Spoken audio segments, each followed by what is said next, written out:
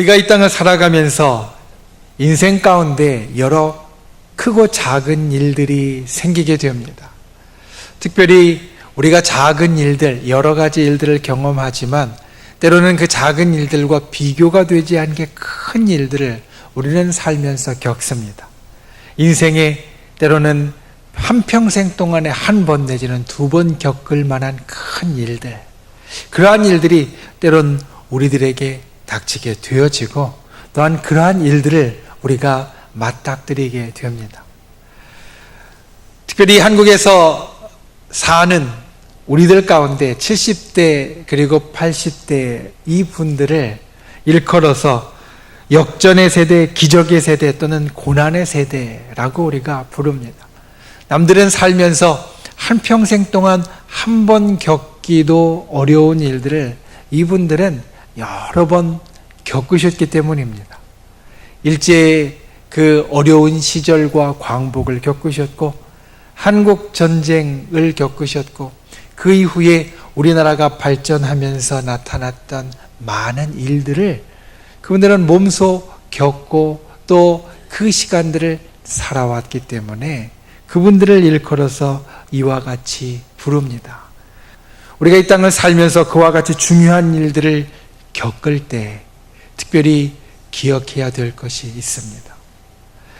이사야 선지자 이사야서를 우리가 살피고 있습니다.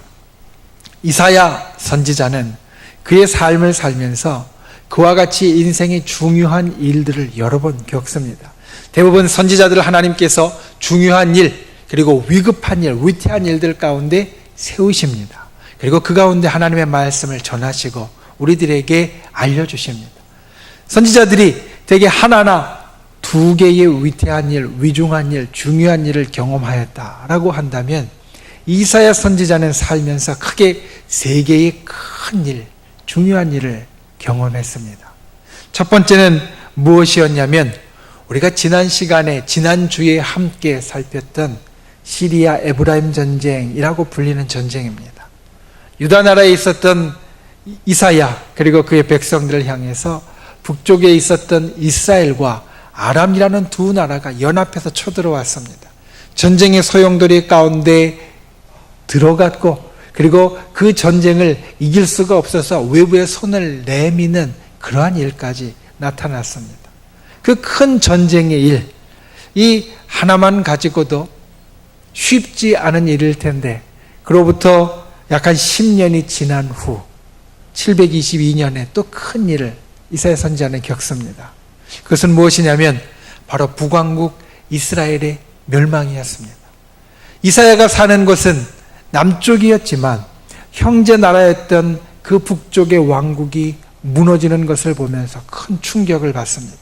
정신으로만 큰 충격을 받는 게 아니라 마음으로만 큰 충격을 받는 것이 아니라 실제로 일어난 일도 큰 일이었습니다.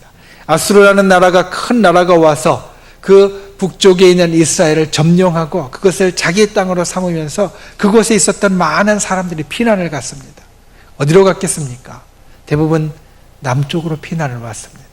그러니 유다 나라에는 북쪽의 본래 형제였던 이스라엘 백성들이 피난민으로 많이 오게 되었고 그리고 그들의 아픔, 그들의 고통, 그들의 힘든 것을 이웃으로서 친히 이들이 같이 경험하게 되었다라는 겁니다.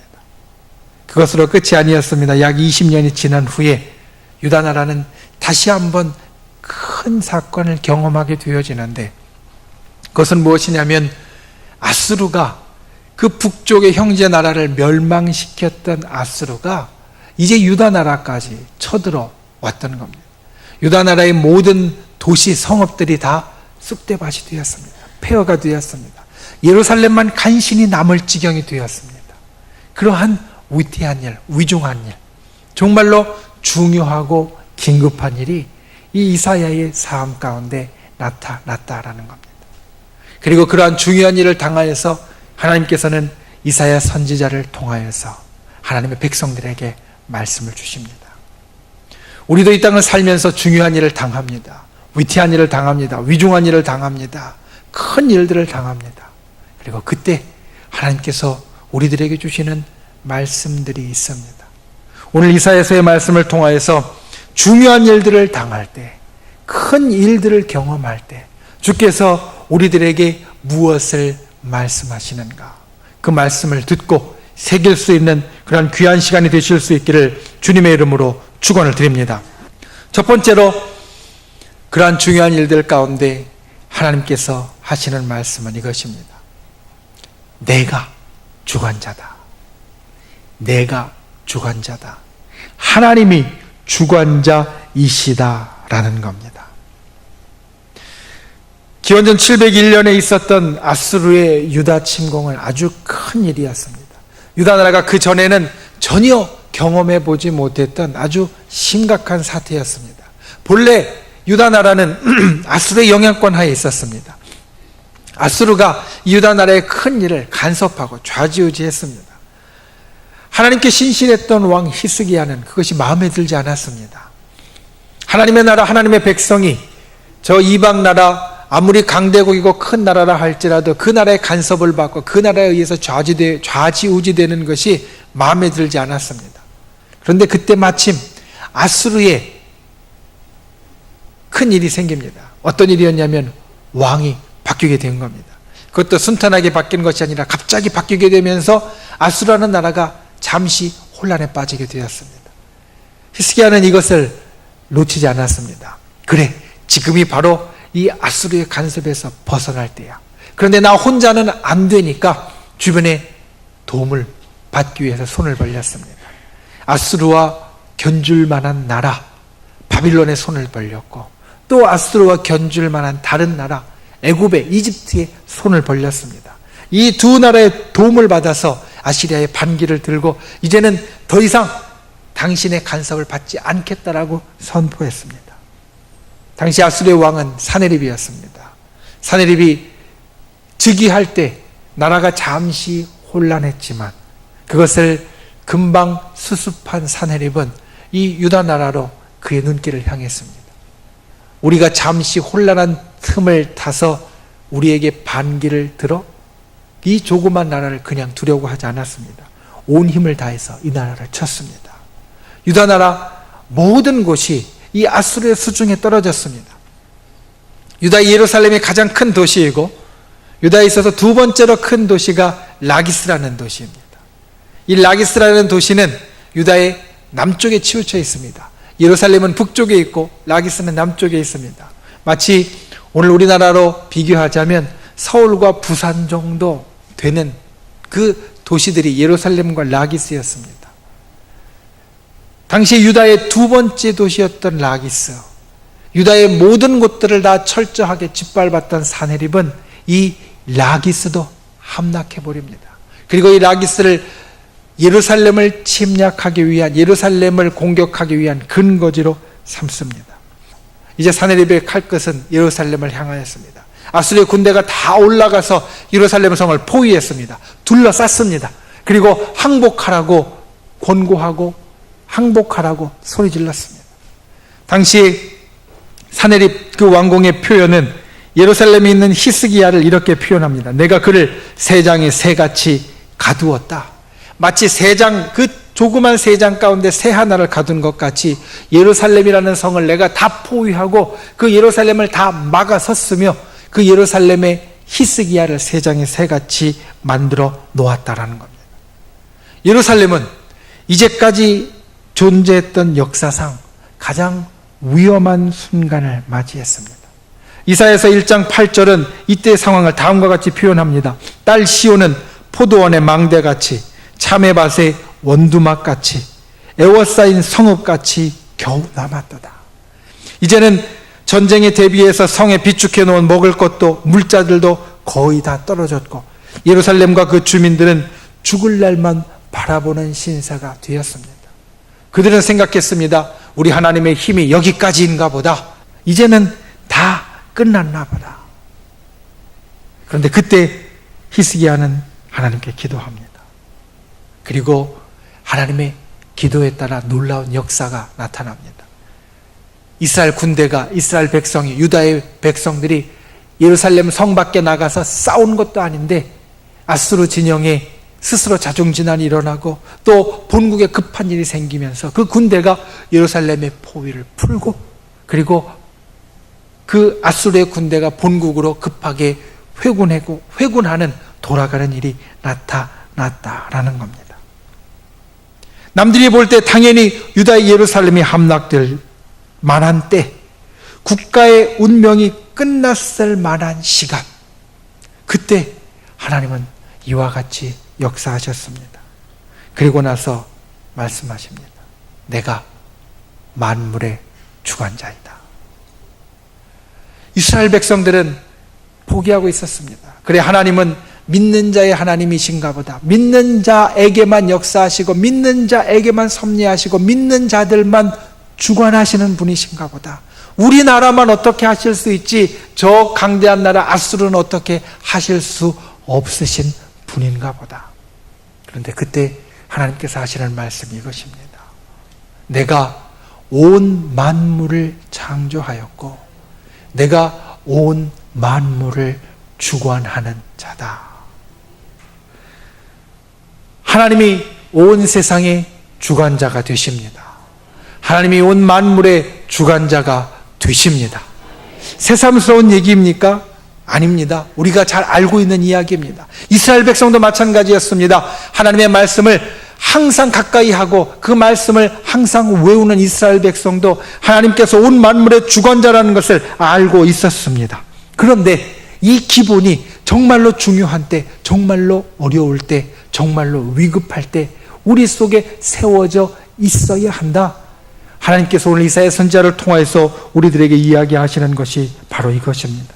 신앙의 가장 근본이요 기본 가운데 하나님께서 세상의 모든 것을 주관하신다라는 것을 너희들이 평안할 때나 너희들이 좋을 때뿐만 아니라 인생의 정말로 중요한 때, 인생의 정말로 괴로울 때, 인생의 정말로 위기의 순간, 큰 일이 있을 때 너희가 마음속에 세우고 붙잡고 의지할 수 있어야 한다라는 겁니다. 여러분, 우리가 살다 보면 정말로 우리 인생에 큰 일, 위급한 일, 중요한 일들이 나타납니다. 그때에 여러분, 우리가 이 기본을, 이 기초를, 이 근본을 든든히 세울 수 있어야 합니다. 하나님은 믿는 자뿐만 아니라 믿지 않는 자까지, 하나님은 교회뿐만 아니라 온 세상을 주관하는 분이 되신다라는 겁니다. 그것을 항상 믿고 의지하고 나아가는 저와 여러분이 다 되실 수 있기를 주님의 이름으로 축원을 드립니다. 두 번째로 하나님은 말씀하십니다. 내가 구원한다. 하나님께서 구원하신다. 예루살렘은 하나님의 능력으로 구원을 받았습니다. 아수르가 포위해서 무너지고 함락되고 멸망하는 것이 너무나 당연할 만한 그 순간에 하나님께서 기적적으로 개입하셔서 구원을 받았습니다. 그런데 이 놀라운 예루살렘의 구원 사건에도 불구하고 이사야 선지자가 하나님의 마음, 하나님의 뜻, 하나님의 말씀을 전하는 것은 결코 그것이 아니었습니다.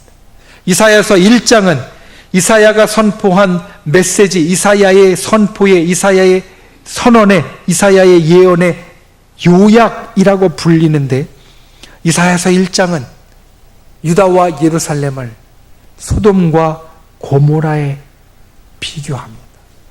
소돔과 고모라와 같이 되었다. 유다와 예루살렘이 소돔과 고모라와 진배 없이 되었다라고 이야기하면서 이스라엘에게 심판이 올 것이다 라고 말합니다. 당시 예루살렘의 상황은 아주 심각했습니다.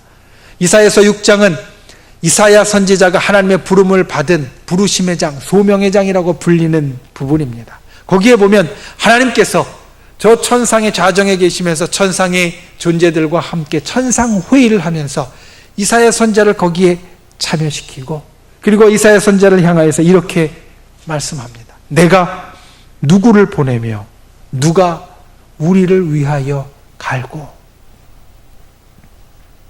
그 말씀에 이사야 선지자는 내가 여기 있나이다 나를 보내소서라고 대답하는데, 사실 이 말씀은 그 당시의 심각한 상황을 배경으로 삼고 있습니다.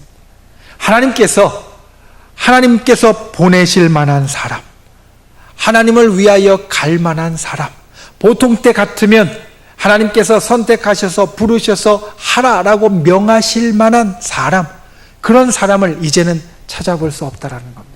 그래서 천상의 존재들이 다 모여서 도대체 우리가 누구를 보내면 좋을까 대책회의를 할 만큼 당시의 유다와 예루살렘의 상황은 심각했다라는 겁니다. 그러니 이들에게 이제 남은 것은 하나님의 심판밖에 없었습니다. 하나님의 벌밖에 없었습니다. 이사야서 30장 15절은 우리들에게 이렇게 말씀합니다. 너희가 돌이켜 조용히 있어야 구원을 얻을 것이요 잠잠하고 신뢰하여야 힘을 얻을 것이거늘 너희가 원하지 아니한다. 너희의 그 중요하고 긴급하고 위급한 상황, 그 상황 가운데 돌이켜 조용히 있어야 구원을 얻을 것이요 잠잠하고 신뢰하여야 힘을 얻을 것이거늘 너희가 원하지 않는다라는 겁니다. 이 말씀을 선포하는 이사야 선지자의 마음이 어떠했겠습니까? 사실 성경에 있는 선지자들은 세상적인 마음으로 보면 참 불쌍한 사람들입니다. 왜냐하면 그들은 자기가 어떻게 할 수 없다라는 것을 너무나 잘 아는 사람이었습니다. 이사야서 6장 하나님께서 이사야에게 하나님의 일을 맡기시는 부분에 보면 하나님께서 이사야 선지자에게 이렇게 말씀합니다. 이 백성의 마음이 둔하게 되고 그들의 귀가 막히고 그들의 눈이 감겨서 내가 아무리 이야기해도 이 백성 깨닫지 못할 것이고 듣지 않을 것이고 그리고 알지 못할 것이다. 그러니 내가 전하는 것이 아무 소용이 없을 것이고 아무 영향이 없을 것이다.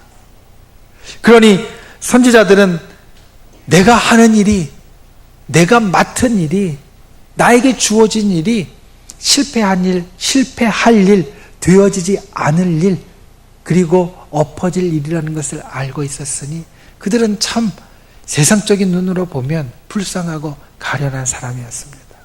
그런데 실패할 것을 알면서도, 안 될 것을 알면서도, 그들이 듣지 않을 것을 알면서도 이들이 왜 그 일을 할 수밖에 없었는가? 그것은 바로 그들에게 주어진 하나님의 말씀 때문에 그렇습니다. 이사야서 6장 13절 말씀을 보면 우리에게 이렇게 선포합니다. 하나님의 말씀을 전해줍니다. 밤나무와 상수리 나무가 배임을 당하여도 그 그루터기는 남아있는 것 같이 거룩한 씨가 이 땅에 그루터기니라. 유다 백성이 나무의 배임과 같이 하나님의 심판을 받았고 이제 그 남아있는 그루터기가 너무나 초라해서 예전에 그 풍성하고 왕성했던 나무의 모습을 전혀 그릴 수 없고 덧없이 보여도 그 속에 하나님의 희망의 씨앗이 있다는 겁니다. 이사야서 9장은 우리에게 더 나아가서 흑암에 행하던 백성이 큰 빛을 보고 사망의 그늘진 땅에 거주하던 자에게 빛이 비칠 것이다. 하나님의 마음이 이러하다는 것을 우리에게 선포해 주고 있습니다. 때로는 큰 일, 중요한 일, 어려운 일, 괴로운 일, 그리고 전부 참으로 우리에게 있어서 시험과 같은 일들이 닥칩니다. 그것이 때로는 하나님의 심판같이 우리를 다 무너뜨려서 우리에게 저 그루터기 남은 것 같이 초라한 지경까지 몰고 갈 수도 있습니다. 그런데 하나님의 마음과 하나님의 역사는 결코 심판과 징벌과 그리고 우리의 무너짐에 있지 아니하고 그 가운데 다시 싹이 나오고 그 가운데 다시 빛이 비추고 그 가운데 다시 생명이 주어지는 역사가 있다라는 겁니다. 그래서 이사야 선지자는 우리에게 선포합니다. 하나님은 구원하시는 분이시다. 하나님은 구원하시는 분이시다. 심판을 선포하지만 우리에게 있을 어려운 일, 힘든 일들을 우리에게 이야기해 주지만 그것으로 끝이 아니라 하나님은 우리를 구원하시는 분이시다. 하나님은 우리에게 빛을 비추시는 분이시다. 하나님은 우리를 살리시고 우리에게 생명을 주는 분이시라고 우리에게 선포하고 있다라는 겁니다. 오늘 우리가 본 말씀 이사야서 28장 16절 말씀을 함께 읽어보겠습니다. 이사야서 28장 16절 말씀, 오늘의 본문 말씀 함께 읽겠습니다. 시작. 그러므로 주 여호와께서 이같이 이르시되 보라 내가 한 돌을 시온에 두어 기초를 삼았노니 곧 시험한 돌이요 귀하고 견고한 기초돌이라 그것을 믿는 이는 다급하게 되지 아니하리로다. 아멘. 한 돌이 있습니다. 근데 이제는 한 돌입니다. 시온은 본래 웅장하고 화려했던 하나님의 전이 있던 곳이었습니다.